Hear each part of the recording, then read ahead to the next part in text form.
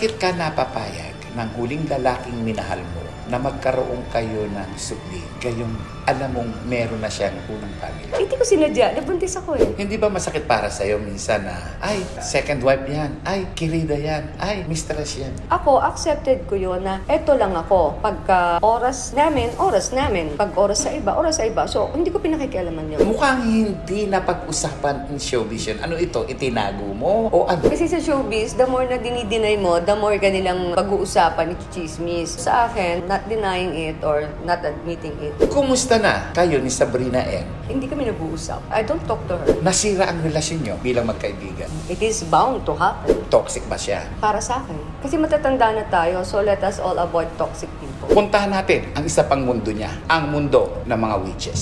Kaya nyo bang mangkulam? Paano mo natutunan yan? It will come to you naturally. Kung kaya mong mabuhay sa tundo, kaya mo ring mabuhay saan man sa mundo. Morley Alinio. Ito ang Tundo. Yes! Magandang araw! Tanghali, hapon, kung anumang oras dumarating sa inyo, ang aking Morley Alinio, ito ang Tundo. Pero this time, galit na galit ang buhok ko. Taras na taras. Parang 60s. Ay, nako. Siyempre pa kaya ganito ako kasaya. May mga kasama tayong mas sexy, mas maganda, mas sariwa, kumpara naman sa akin. Please welcome ang kaibigan natin for the longest years na hanggang ngayon ay nandito pa rin. Please welcome Alma Soriano. Kumusta ka na? Ito po, okay naman. And thank you so much then for inviting me here. And of course, I miss you. I miss you so much. Ano naman pinagagawa mo ngayon? Ngayon, ako'y nagpapaka-DI. Anong ibig sabihin ng DI? Dakilang ina. Marami kami pagchichikahan ha, kaya dyan lang kayo. Eto na ngayon, hindi na tayo magpapatunpik-tunpik pa. Paano nga ba nakilala ang isang Alma Soriano? Sino siya? Paano nagsimula ang karir ng isang Alma Soriano na kinilala noong 90s na isa sa mga sexy actress na may pinakamaraming pelikulang nagawa? Ilang pelikulang nagawa mo? Mahigit 40 movies. 40 movies. Lagpas ng 30 yung ako yung nag-lead role. Tapos ilan lang yung second lead. Paano ba nagsimula ang isang Alma Soriano sa showbiz? Actually, nung high school pa ako, nagmo-model na ako noon. As I've said before, nag-start ako kay Nanay Ricky Reyes dun sa Channel 9, yung sa makeup yun. 4th year high school ata ako noon, 3rd year high school ako. Tapos yun, and then si Deborah Carpio, yung best friend ko, nauna siya sa akin, pumasok siya sa Seiko. Tapos inaaya niya ako na gumawa ng movie together with her. Then sabi ko, sige, mauna ka na lang. Pero nasabay kami nag-ano noon nag-audition sa Seiko. Siya pumasok, ako hindi. Kasi nung time na yun, di ba, ST Ang tanong kaagad, maghubad ka ng bra. Patingin mo, gano'n. Ay, hindi pwede, ayoko. Gano'n, syempre, hindi ko naman alam. Si Deborah nakuha, tapos ako hindi. Sabi ko, sige, mauna ka na maggawa ng movie. Pag uwi ko from Hong Kong, kasi may photoshoot ako noon, nag-model ako ng sapatos noon, tsaka ako nakapasok sa movie. Doon na nagsimula. Anong pelikula ang unang ginawa mo? Ang unang-unang movie ko talaga na ginawa, Matonatang Showgirl, tapos at Dimas at Magdalena. Pero ang unang ipinalabas sa sinihan is yung Perlas sa Ilalim ng Dagat, which is from El Nino Films kay Ateng Mila. Kakaiba ang drama ni Alma Soriano. Kung yung dati, yung mga ibang bold star o sexy actress ay mula sa mahihirap, mula sa squatter area. Pero this time, ang isang Alma Soriano ay hindi mula sa isang mahirap. Kumbaga, nasa magandang estado ang kanilang pamilya. Ano nga bang pamilya meron kayo at bakit ka napapayag magpa-sexy? Ang trabaho ng father ko, chief engineer siya sa barko. So, ang sahod niya kapantay ng kapitan. So, hindi kami yung tipong kapos. Pero that time, meron na akong anak. Dalawa na yung anak ko noon. Ako naman yung tipo ng tao na hindi umaasa sa magulang. So, ang gusto ko, buhayin yung anak ko sa pamamagitan ng sariling sikap ko. Hindi naman ako nakatapos ng college, although nakatuntong ako ng college. Unang-unang trabaho ko SM, telephone operator ako sa SM, North EDSA. Tapos sumunod noon bench. Tapos agad Kumbaga may nag-alok sa akin sa Japan, sa tiyahin ko. Di nag-Japan ako. Tulong-tulong lang, help lang, gano'n. Tapos, nag-usap kami ni Deborah. Nauna siya sa akin pumasok sa showbiz. Sumunod lang ako kasi kung saan ako kikita ng pera, dun ako. Kaya nung pumasok ako sa showbiz, hindi dahil yung gusto kong mag-artista, na hilig na hilig ko mag-artista. Gusto mo lang kumita kasi. Magkano kinita mo? Yung kagad ang tanong ko sa kanya, eto kinita ko, ganyan, ganito. Ilang araw niyang ginawa yan? Ilang araw niyang sinutin yan? Gantong araw lang. Kasi siyempre, kukwenta ako, okay. O sige, mag-artista na rin ako. Ayun. Parang sayang nung kikitain ko dyan. Pera ang dahilan. At hindi dahil sa gusto mo. Pero later on, siyempre, trabaho mo na yan eh. Nagustuhan mo na yan. You have to enjoy your work para maging maganda yung kalalabasan. Tsaka ako naman, siyempre, alam kong sinasahuran nila ako, binabayaran nila ako. So, kung ano yung alam kong trabaho ko, ginagawa ko talaga. 4 na pong pelikula ang nagawa mo. Ano yung mga pelikulang to? Natatandaan mo ba ito? Perlas, Sa Ilalim ng Dagat, Mato na Tang Showgirl, Dimas at Magdalena, Sugat sa Puri, Mga Mata sa Isla Azul, Tukso si Charito, Bella Belleza, Modelo, Tamis ng Unang Kagat. Ang dami kong solo, nakalimutan. Dami mong solo. Pero lahat yun, puro pa Saking sexy. sa Pag-ibig. Pero lahat yun, puro pa sexy. Hindi, Terrorist Hunter po, super action. As in, sniper ako dyan. Talaga nagpapatakbo ko ng speedboat. Ako yung driver nila, Manong Eddie doon. Eddie Garcia. Oh yes, 5 kami dyan. Ako lang yung babae, ako yung sniper, tsaka yung taga-tirador nila ng sasakyan, gano'n. Ako talaga nagdadrive. Never akong gumamit ng double sa mga stunts. Pero nagpa-sexy ka ng bongga. Hanggang saan yung ipinakita mo? Kung ano po yung hinihingi ng story. Wala akong inhibitions. Lahat, pati yung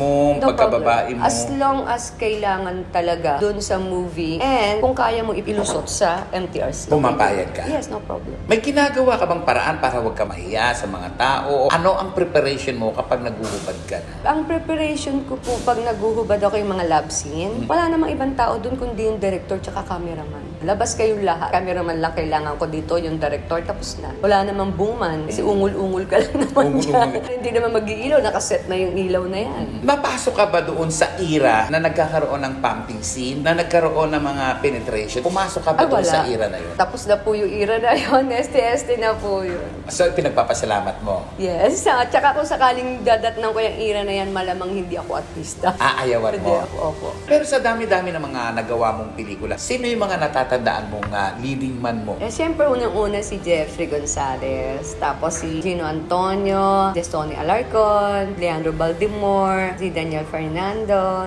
si Gob, may BFF, madami actually. Sila Raymond Bagatching, Tito Eddie Garcia, Michael Rivero, Romel Padilla, saka si Jeffrey Santos, siyempre. Mamaya pag-uusapan natin si Jeffrey Santos. Manda ka. Pagbabanta talaga, banta ka. Pero sa totoo lang, yung panahon ninyo na uso ang kauna-unahang pagpa-plaster. Nag-plaster ka ba? Hindi po. Paano yung mga bold scene mo, mga sexy scene mo, walang plaster? Yung lalaki, siya mag-plaster. Hindi ka napapayag o ayaw mo lang talaga mag-plaster? Ano kasi tawag dito, parang hindi realistic para sa akin. At saka wala namang pa-plasteran sa akin. Hindi kasi ako ma-hairy. Parang ka yung ma-hairy? balahibong pusa lang. Hindi mo nasubukan mag-plaster? Hindi po.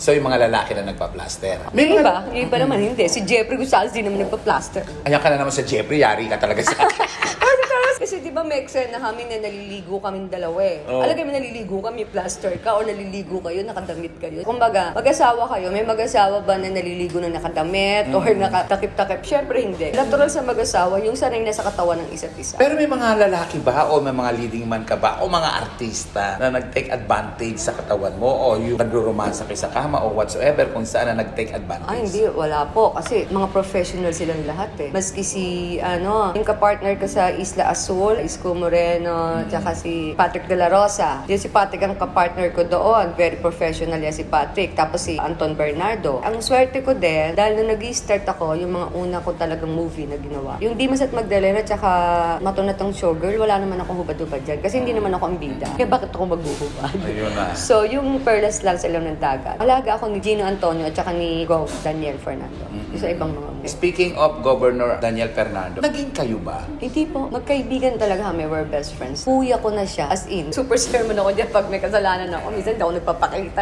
Unang nabanggit mo na bago ka pumasok sa showbiz world at magpa-sexy, may anak ka ng dalawa. Opo. Mukhang hindi napag-usapan ng showbiz yun. Ano ito? Itinago mo? O ano? Kasi sa showbiz, the more na dinideny mo, the more ganilang pag-uusapan, chismis. Sa akin, not denying it or not admitting it. Tahimik ka lang. What you see is what you get. Kasi sinasama ko po sila sa shooting ko. And siguro 3 o 4 dun sa movie ko. Yung anak kong panganay, gumanap pa siya dun. Yung matunatang showgirl, nandun yun. Pero hindi napag-usapan na anak pa to ni... Alam nila, alam ni Direk Teo Fajardo. Pero hindi nasusulat. Bakit nga po masusulat? Hindi ko naman siya dininay. Pag may nagtanong, ay, ano to? Anak ko. Yung iba, hindi naniniwala. Kasi wala akong stretch mark sa tiyan. Wala akong stretch mark. Kahit hanggang ngayon wala. Yung iba kasi ang thinking nila, pag may anak na, may stretch marks. Oo. Di ba? Yun ang thinking nila. Ako kasi wala kang makikitang kahit anong marka sa akin. So, inisip nila, siguro gumagawa lang ng eksena para pag-usapan.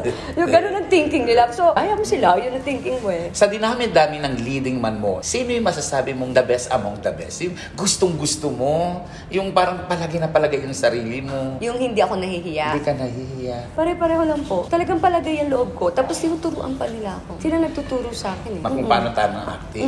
Kasi ba noon, mahaba ang hair ko. So, meron akong frontal eh. Gamitin mo yung buhok mo. Ganon mo yung buhok mo. Pagka ikaw nasa ibabaw, magaganon ka man, andyan ang buhok. Ganon.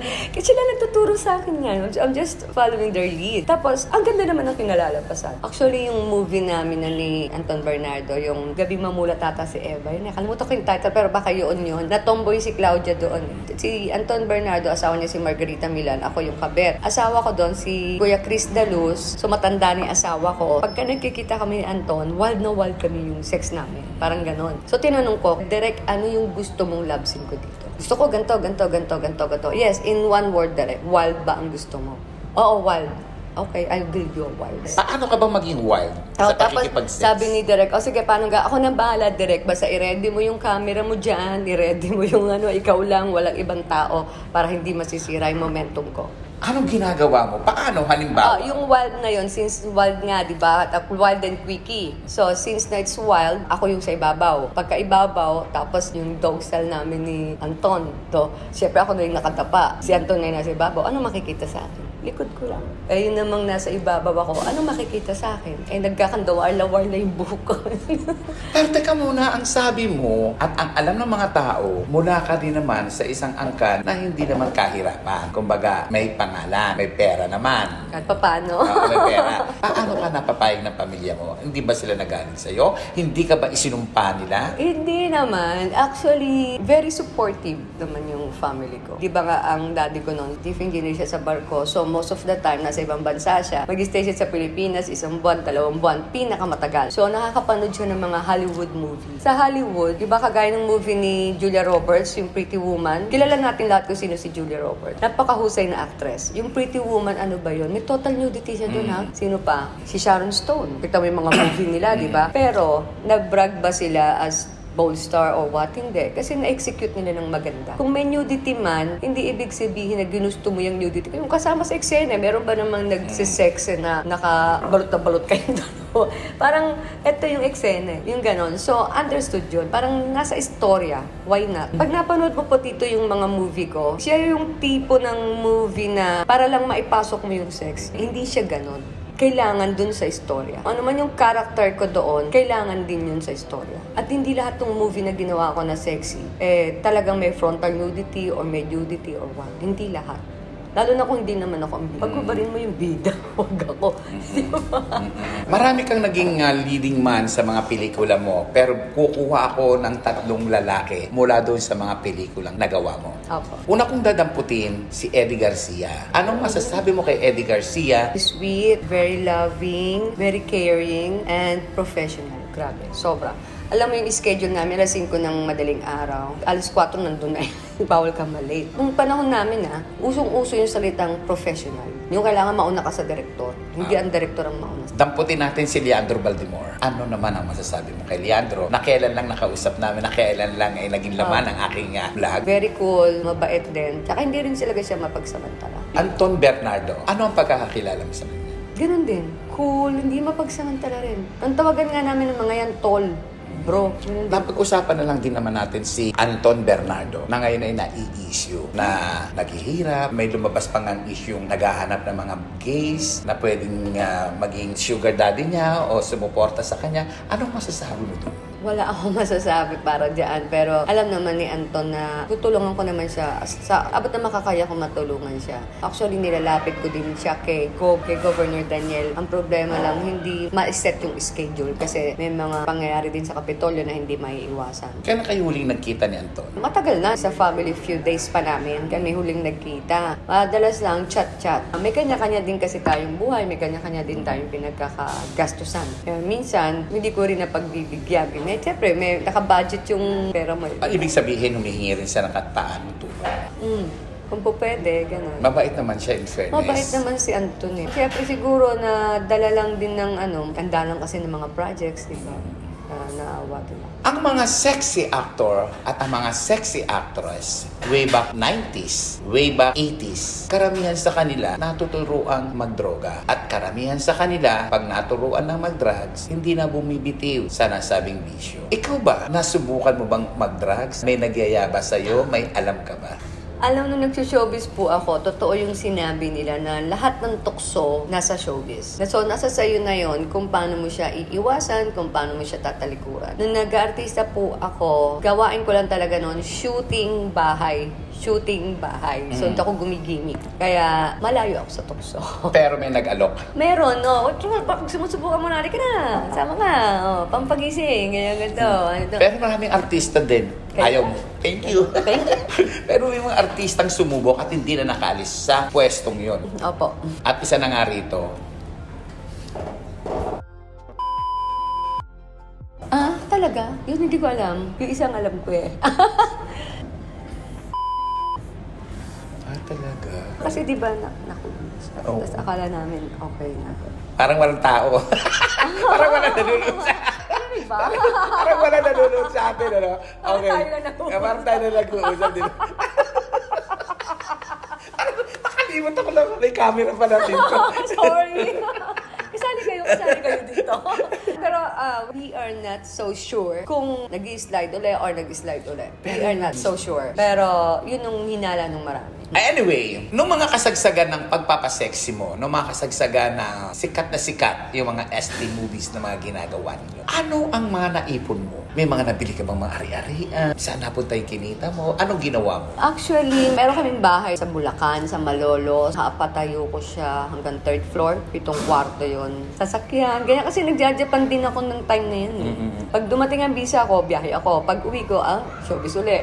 Ganun po. Iisa-isahin na natin ngayon ang mga personal sa buhay ng isang Alma Soriano. Unang pag-uusapan natin, of course, ang love life niya. Kumusta ang naging love life mo? Sa ngayon, wala. Mula nung pinanganak ko si Bunso, wala po talaga. Nag-concentrate ako talaga sa mga anak ko, trabaho, mga bata, family. I-share ko po sa inyo ang isang bagay na ikinuwento sa akin ni Alma. Nagmahal siya, nawala. Nagmahal, nawala. Nagmahal, nawala. Paulit-ulit. Ilang beses kang nagmahal? 4. Kasi sometimes, or most of the time, akala ng mga tao love you, but it's not. It's only an affection. Siyempre, yung mga time na yung bata ka pa, akala mo totoo, tapos hindi naman pala. Kasi, pag kainayawang ko ngayon, ay bukas sino ka? Are you feeling wala na rin eh? Ganon. Kung mabuntis man ako, hindi. It really doesn't matter to me. I can keep my baby. Magkakabulgara na po tayo dito. Bulgara na po tayo. Yung 4 niyang anak, 4 din yung tatay. Kabataan ko yun yung panganay ko. Pagkakamali ko yun. Hindi naman ako kagaya nung iba just to save my face, to save my name. Di pa ako artista nun. Ia-abort yung bata. Ayoko naman. So, binuhay ko mag-isa yung anak ko. Tapos yung pangalawa? Gusto ko clarify Yung 4 na yun lang talaga yung mga naging boyfriend ko din na masasabi kong boyfriend ko talaga. Kasi yung agwat nila is 5 years, 6 years. So, ganun katagal bago ako magkarelasyon. Okay. Yung pangalawa? Hindi kami magkasundo rin sa ugali. Ako nga, isang kibot lang, ayoko na. Kahit alukin mo pa ako ng kasal, ayoko. Ganun ako. Kasi katwiro ko talaga, bata pa ako, kaya kong buhay na anak ko. Pangatlo? Ayun. Huwag natin pag-usapan. Ay, pang-4. Huwag na rin. Pero ang pangatlo, ang isa sa Super love ko yun. super love niya. Pag-ibig na hindi pwedeng ituloy. Parang we have a right love at the wrong time. Ganon. Sayang. Yes. Yung panghuli ganun din eh. Wrong time din. Si Jeff. Hindi. Yung huling-huli ko, Oo. kaibigan mo. Wala nang pangalan. Dalawa pala sa ano mo yung naging kaibigan ko. Oo. Talagang kami lang talaga nagkakait. Si-share ko po sa inyo yan. Pero ano, Wala galit ko kaibigan mo. kasi si Alma, alam nyo, may ugali siyang kakaiba. Ano yung ugali mo? Saan? Pagka ayaw mo na sa lalaki eh. Hindi kasi, hindi nga ako yung tipo na babaeng pwede mong idominahan. Siyempre, pag kasama mo sa bahay, ka-live-in mo or what. Yun, isa pa yun, never ako nakipag-live-in, kahit kanino. Kung boyfriend lang, uwi ka sa inyo, uwi ako sa amin. Okay. Pero ako nga, sigawan mo lang ako, taasan mo ako ng boses. Mm-mm. Hanggang dyan ka na lang. Kahit sabihin mo nga, mahal kita, iyakan kita, habulin kita, akala mo lang yun. Ganyan ka na lang, ay, sinigawan ako na ito, teka. O, pag uwi mo, ayoko na sa'yo. Tsa. Ganun lang kadali sa'yo. Para ka lang nagpapalit ng bra, nagpapalit ng panty na After ayoko na 6 years, after 5 years. Hindi kasi nga, ibig sabihin, we are not meant with each other. Dahil may mga bagay na pwedeng pag-usapan. If you are well matured enough, pwede mo akong kausapin. Kasi umaamin naman ako kung mali ako eh. You can tell all of my mistakes in a nice way. Ay, mali yan, nagmong gagawin yan, hindi tama yan. Tatanungin ko, bakit? Ano ba ginawa ko? Ganito, ginawa mo. Oo nga, ano? Sorry. Alam mo yung pangalawa sa bukso, na tatay, ganun siya. Mali yan, hindi mo dapat ginawa yun. Tapos pati naman nagtataas ako ng boses, bakit ka nagagalit? Diba? Gagalinin ako. Kasi ganyan ito, sasabihin niya sa akin. Busy bin lower your volume. Magkaharap lang tayo. Wala ako doon, andyan ka, mag-usap tayo ng maayos. Ganon kakalma. Oo, kasundo Napakakalma sana, niya. no? Kaso, Sa apat na pag-ibig ni Alma Soriano, may isang namumukod tangi. Pero pakiusap nga niya, huwag na raw yung pag-usapan. Oo. Bakit? Hindi nga pwede. Hindi talaga. For the safety of all, of the people, of the Philippines. Wag na po. Huwag na po, sige. Maski yung sa tatay din, Yung mo. kaibigan ko. Ganun din yun. Tsaka ano siya, napakabait din nun. Sobra. Napaka matulungin. Napakatalino. Mahilig ako sa mga may ganito eh. Alam mo, sa totoo lang, isa pa yon. Isa pang turn off ko sa lalaki yun. Pag ako kinausap mo at hindi mo kaya makipag-debate sa akin in any sense na kung ano may pag-uusapan natin, sige na, okay, huwag ka natatawag sa ko. Pag tumawag ka, ghost. Ghost. Who you? Gusto ko lang matanong sa'yo, isang direktang tanong. Bakit ka napapayag ng huling lalaking minahal mo na magkaroon kayo ng supli? Kayong alam mong meron na siyang unang family. Alam mo, pagkakaanak, pagbubuntis, hindi ko rin yan pinaplano. Pagitan ng mga anak ko, 6 years, 7 years, 5 years, ang tagal. Hindi ko sinadya. Nabuntis ako eh. It happened. So, it's a God's blessing. Regalo sa'yo yan ng Diyos. Mahalin mo. Maswerte ka kasi nagkaanak ka. Parang ganon, na may magtutuloy ng lahi mo. Mawala ka man sa mundong ito, alam mo, merong continuation yung dugo mo, yung lahi mo. Pero paano yung isang family? Nagalit ba sa'yo? Ano reaksyon? Paano naman kami, we're very civil with each other naman. Tahimik naman po ako. Tahimik ka? Siyempre, alam ko naman kung ano ako. Alam ko yung sitwasyon ko, alam ko yung kalagayan ko. So, alam ko kung nasaan ako. Mahirap ba? Hindi, kasi kung maldita ka at intrimitida ka at gusto mo magbida-bida, mahirap yon. Pero kung alam mo kung nasa ang lugar ka lang, kung ano lang yung pwede sa'yo, hindi mahirap yun. Hindi ba mahirap yung parang mahal ka niya pero dapat nasa dilim ka lang? Siguro sa iba. Hindi Kasi ako mahirap sa'yo. tanggap ko eh. You have to accept the reality para hindi ka masaktan. Alam naman nating lahat na masakit ang katotohanan. So, maiging tanggapin mo na. And eventually, masasanay ka na rin. So, it will not hurt you anymore. Diba? Ang tapang mo. But, you have to face the reality. Kasi, eto yun eh. Hindi ka pwedeng mabuhay sa ilusyon. Kung gusto mo mabuhay sa ilusyon, humiga ka na maghapon at mag-daydreaming ka. Pero, kailangan mong gumising. So, kailangan mong harapin yung katotohanan. Ako, accepted ko yun na eto lang ako. Pagka oras namin. Pag oras sa iba. So, hindi ko pinakikialaman yun. Hindi rin ako nang iistorbo. Walang ganon. Mag-iintay lang ako kung kailan magte-text, kung kailan tatawag. Mag-text man ako. Mas madalas nagte-text ako kasi baka busy. Ayoko maka-istorbo. So, mag-iintay lang ako ng reply. Parang ang hirap naman yun na nag-aantay ka lang. Wala kang puwersa para tawagan siya, kausapin siya, mag-demand. Walang ganun. Why would I demand Why would I? Nandito ka sa akin? No, why should I? I have no right. It's not because na may anak kami, I have all the rights. No. Probably my daughter have the right, but me, as a person, I don't have any right. I know that. Ang galing mo naman, friend. I know that. I don't have all the rights. Ang kapal naman ng mukha ko. Di ba? Alam mo ba kung ano ka? Parang ganun. Although, wala kaming relasyon na. Okay? Ano ka nga ba sa buhay niya? Dakilang ina ng anak niya, dakilang ina ng mga bata na talaga namang pinagmamalaki ko. Dahil napalaki ko ng maayos, mahusay, matalino, mabait, and religyoso yung mga anak ko. I mean, they believe in God. Hindi ba masakit para sa'yo minsan na, ay, second wife yan, ay, kirida yan, ay, mistress yan? Hindi masakit sa akin yun. Why? Because I am not that one. Alin ka sa mga yun? Wala. Ano ka ba? Ina ako ng mga anak nila. I am not the second wife. I am not the querida. I am not the mistress. Why? Because I don't have any relationship with them. We don't have any relationship at all. Diba? I stopped having a relationship since na pinanganak ko yung bunso ko. Bunso is already 17 years old. So imagine how long it is. Diba? Ang tagal na 17 years and I can handle it. Question. Papasok ako sa puso mo. Bakit ganyan ka katatag? Bakit ganyan ang pananaw mo? Ano ang nagtulak at ano ang dahilan bakit ang isang Alma Soriano ay may ganyang pananaw? Probably because this is me. This is myself. This is my character. Ito talaga yung ugali ko. And matatag ako, malakas ako kasi may mga anak ako. May pamilya ako, may anak ako. Ngayon, may apo na ako. Magdadalawa na. So, eto yun eh.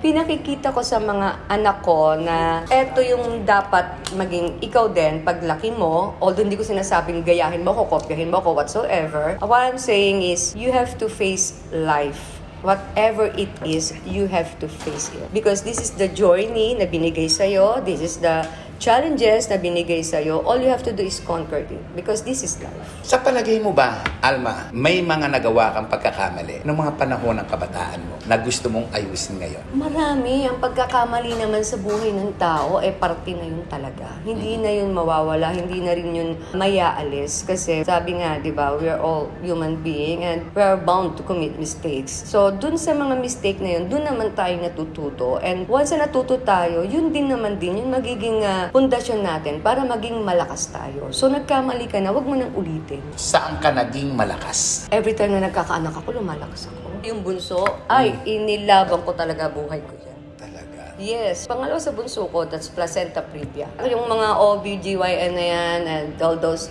nanay na placenta previa, alam nila delikado yan. Yung bunso ko, placenta previa totalis. Alam mo yung mag-aaning na buwan ng tiyan ko, araw-araw na halos talagang balik-balik May kinamamatay, maraming namamatay. Yes, dyan. yung alam ko yung dating asawa ni Mayor B, namatay because of that. Kasi ano yan tapon ng dugo. Talagang nakahiga ka lang. Pagka ikaw tumagilid ang higa, dugo uli, salin uli.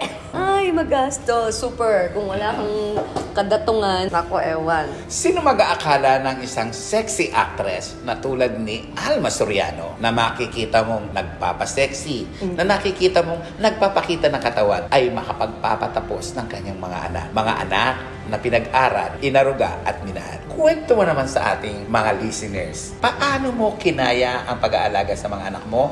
Ano ang natapos nila? At kumusta na sila ngayon? Actually, yung panganay ko nga, 2 yung kurso noon. Hindi ko kabisado yung isa. Pero alam ko yung huli niya, IT.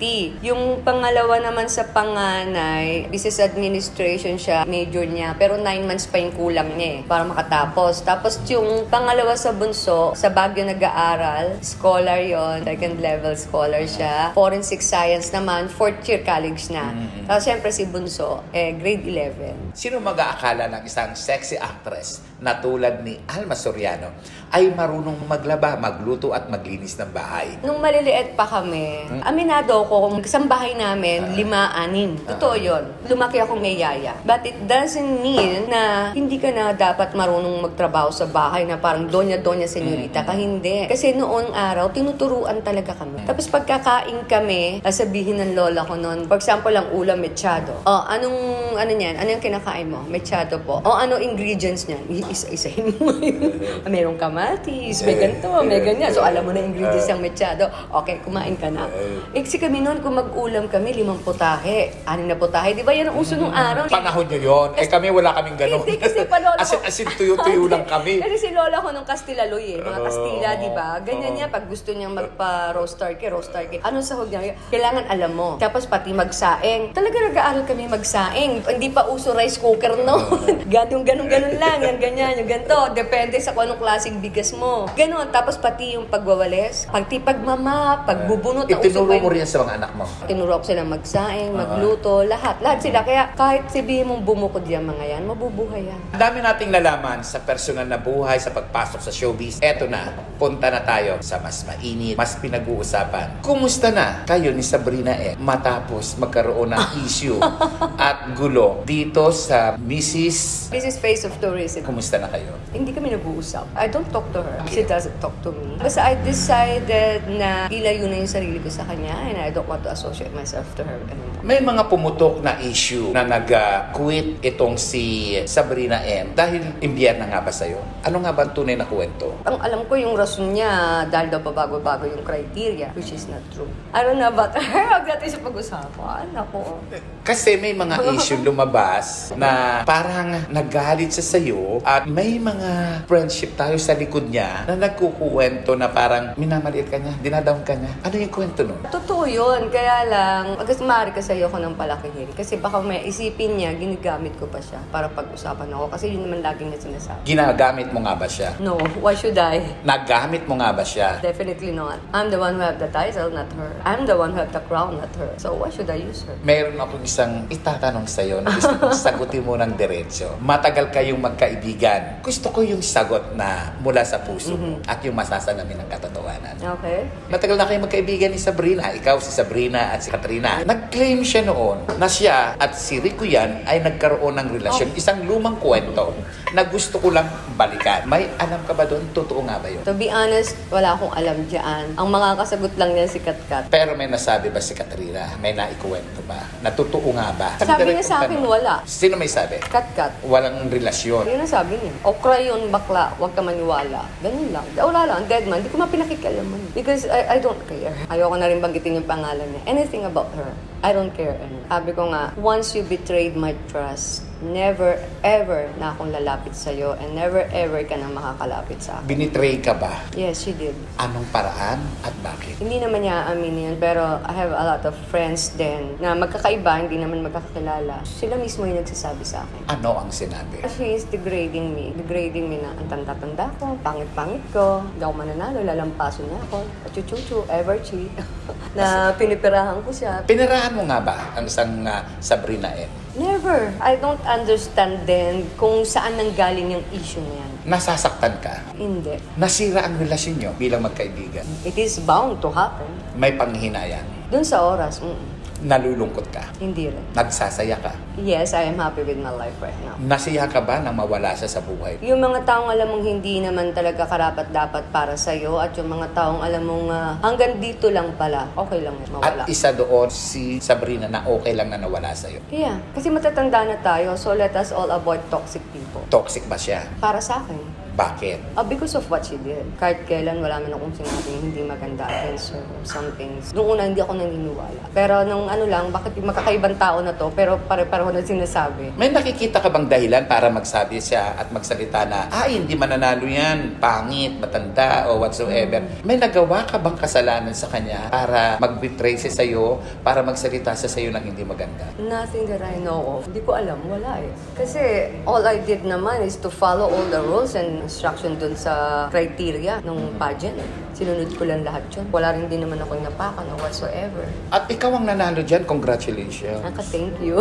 Ano na ang nabago sa takbo ng buhay mo since manalo ka? Siyempre, na-boost lalo yung aking self-confidence. Kasi pag nagkakaedad ng tao, aminin man natin hindi, bumabaksak ang yung self-esteem, yung self-confidence. Pero siyempre, nanalo ka, na-boost yun. Tapos nag-feeling young ka ulit. Ako naman, ngayon, gusto ko naman na magbigay inspirasyon din dun sa mga babaeng kagaya ko, especially for all those golden ladies like me na may ibubuga pa tayo. Hindi porke nasa gantong edad na lang tayo, hanggang bahay na lang, magluto, maglaba, ganyan, ganito. Wala namang masama doon. Pero wala ring masama na mag-feeling maganda ka uli, mag-feeling bata ka uli. Yung advocacy mo, buhayin mo uli. So there's nothing wrong with it. So habang buhay tayo, may pag-asa tayo. Habang tayo nag-uusap, nakatingin ako sa dalawang juice. Si Ida, si Katrina, at si Sabrina. Yung tatlong ito, kung magiging juice, magiging alak na lang, anong alak si Katrina? Tequila. Bakit? Luka-luka yun eh. Kaya di ba tequila pag ininom mo yan, lalabas yung natural mo dyan. Si Katrina, alam mong natural na siya. Si Ida. Red si wine. Ida Manzano. Red wine. Bakit siya red wine? Siya yung habang nagkakaedad talagang nagiging hot. Wow! Si Sabrina. Ewan ko. Ewan ko. Di siya alak? Ano siya? Wala siyang katumbas na alak? Wala siyang bilang. Sorry. I'm just being honest. Sorry. Sorry. So wala siyang bilang sa'yo? Wala akong pakialam. Wala ka nang pakialam. Nasira ba ang relasyon niyo bilang magkaibigan? Di ba may vlog pa kayo? Yes. O ano nangyari doon? Ay, stop na. Stop na. Hindi pa kayo nagkikita ni Sabrina? Hindi na. Wala ka nang balak makipagkita? Wala na rin. Ayaw mong linawin sa kanya ang lahat? Baka hearsaying lang yun. Ano ba yun? Hindi naman magkakakilala yung mga tao. Hindi naman paro-paro na sinasabi. Kung nanonood at nakikinig niya yon sa ating vlog ngayon si Sabrina, may gusto pang sabihin sa kanya? Wala. Wala kang mensahe? Wala. Bakit? There is no room for her anymore. Sorry to say, di ba? Friend tayo sa FB, di ba? Nakalagay talaga doon sa cover ko na never betray my trust. Kasi ugali ko na yan. Once you betrayed my trust, hanggang diyan ka na doon. There's no second chance. There's no second chance. Yes, hindi kita sisitahin, hindi kita aawayin, hindi kita tatarayan kasi hindi ganun ang takbo ng utak ko. I will never stoop down to that level. Basta hindi na lang kita kakausapin. So, iiwasan kita. Sabihin na natin, technically, you are cut off.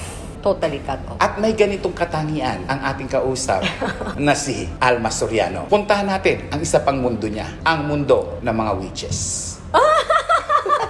Hindi naman witches, weekend. Sa kauna-unahang pagkakataon, ngayon lang po siya mag-o-open ng kanyang pagiging wiccan. Yeah, totoo. Hindi po ito napag-usapan kahit kailan. Never. Ano ang wiccan? It's a religion also. And we believe in everything. Hindi porke sinabi mong weekend, masama ka na, masamang tao na, or what. No, it's not. Because we believe in a universal law, which is whatever you throw in the universe, it will come back to you in 3 times fold. So, kung gumawa ka ng kabutihan sa mundong ito, ibabalik din sa'yo yan ng mundo in 3 times fold. Gumawa ka ng kasamaan, ibabalik din yan sa'yo ng mundo in 3 times fold. Hold your breath. Si Alma Soriano ay kabilang sa mga angkan o pamilya ng may kakayahan maging witch. Ano ito? Sa lola ko yon, sa generation namin. Kasi parang ganun eh. Basta it really happened. If it's your time, it's your time. When your calling came, it will happen. Mararamdaman mo. Ano ang kakayahan mo bilang witch? To be honest, I'm a gray witch. Okay? I could be white, I could be black. Or I could be both. Huwag na natin pangarapin maging black ako. Okay. So, let's stay in the middle. Ako, I can heal. Kaya kitang gamutin. Hindi yung sobrang intense na mahirap eh. Nagawa ko na naman. Nagtutulungan kami ng sister ko. I remember, kausuhan ng pandemic noon. Yung pamangking ko, nasa Dubai. Paraw sila nagka-COVID nung boyfriend niya. Siyempre, nauna, siyempre namin hinil yung pamangking ko. So, yung pamangking ko hindi umabot ng ospital. Talagang nakauwi agad. Tapos, yung boyfriend niya, siyempre sinunod namin. Na-hold pa namin siya hanggang 3 months. Kaya lang yung katawan na rin niya mismo yung bumigay. At bilang witch, may share pa po ako sa inyo. Kaya niya pong bumasa ng magiging kapalaran niyo. Sa baraha yun. Paano mo natutunan yan? Hindi ko alam. Kasi yung lola ko nga, magaling manghula yun. Lahat ng klase ng cards. So, yung American card lang. Kasi maliit pa ako nang sinasama niya na ako. May crystal ball pa nga ang lola ko. Kasi sa India, taon-taon, nagpapalit sila ng mata ng Diyos nila. So, yun yung crystal ball. Yung totoo kasi merong fake eh. Tapos nakikita ko siya. Kaya niyo bang mangkulam? Oo, pero masama yun. Kasi nga, masama talaga eh. Hindi mo pwede, basta ka na lang mananakit ng kapwa mo. Nang wala nang ginagawang masama sa'yo, matindi, balik-balik. Nasubukan mo na bang mangulam? Hindi. Balak mong mangulam? Hindi rin, sayang yung energy ko. Pero naalala ko, pag galit ako, kausap ko si Kat, galit ako sa... Sabi ni Kat, uy, wag yun, magsama yun. Bakla, mo gagawin yan. Bakla.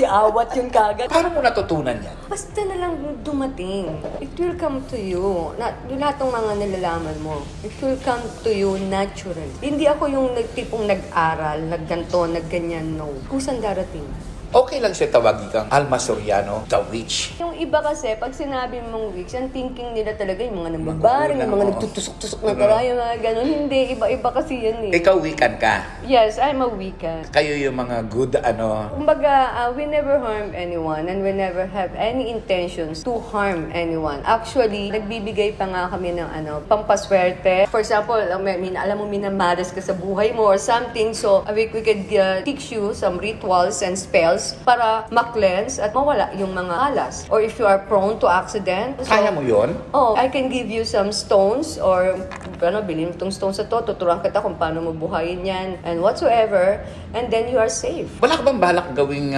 commercial yung kakayahan mo yan? Paano kung dito sa ating vlog gustong magpaano ng gems, magpakuha ng swerte? Pwede ko silang bumili sila. Tuturo ko saan ako bumibili. Bumili sila, pabili sila sa akin, ganun. Pero yung ako, eto lang masasabi ko din dun sa lahat ng mga naniniwala sa ganyan, bilib na bilib sa ganyan. Once na ang manggagamot or yung manghuhula or kung sino man nagpabayad, ginamot kita, bayaran mo ako, hindi totoo yun.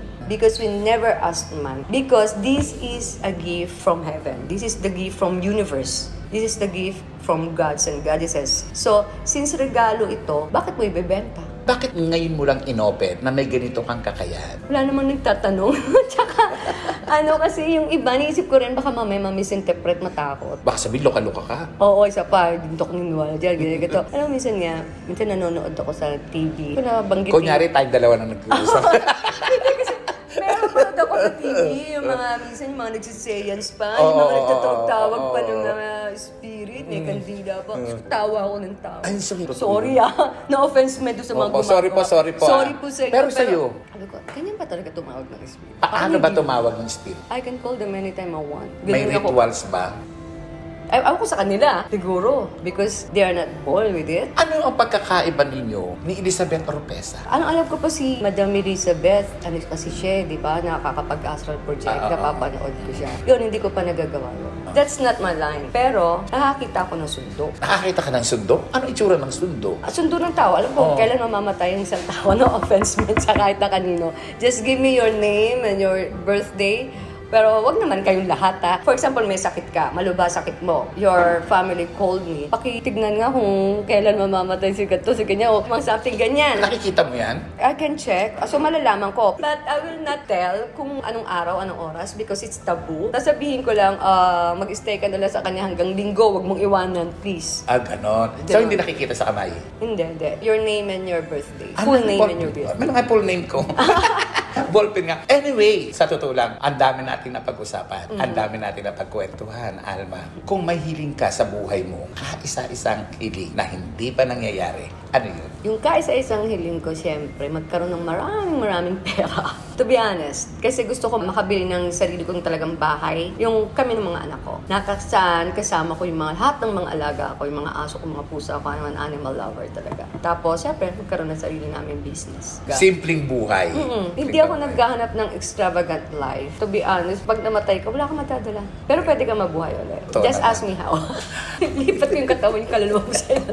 Ang dami-dami po namin natutunan. Ang dami-dami po namin napagkwentuhan ni Alma Soriano. At syempre, alam po namin, saan man dako kayo ng mundo, sinusuportahan po ninyo ang vlog na ito. Thank you so much po. Can I greet? Sige, go ahead. Yes, I would like to greet all of my friends. Siyempre, yung mga nagsuporta sa akin all throughout. Siyempre, si Kuya Gerald, sila Ida, hello, sila Katkat, si Paul, and then of course, si David, thank you. And siyempre, I would like to say thank you din kay Azalea, kay Laina, tsaka kay Jaja for being a good children, mga mababait yan. At sa mga anak ko, siyempre, mahal na mahal ko yan. At yung aking apo na si Clark, and of course, to my family, to my mom, and my sisters and brothers, sa lahat-lahat na. Pati na rin kay Lolo Mike. Basta yung mga nagsuporta sa akin lahat. Thank you so much. Muli, ako po si Morley Alinio na nagsasabi kapag nabuhay ka sa tundo, mabubuhay ka saan mang panig ng mundo. Yes!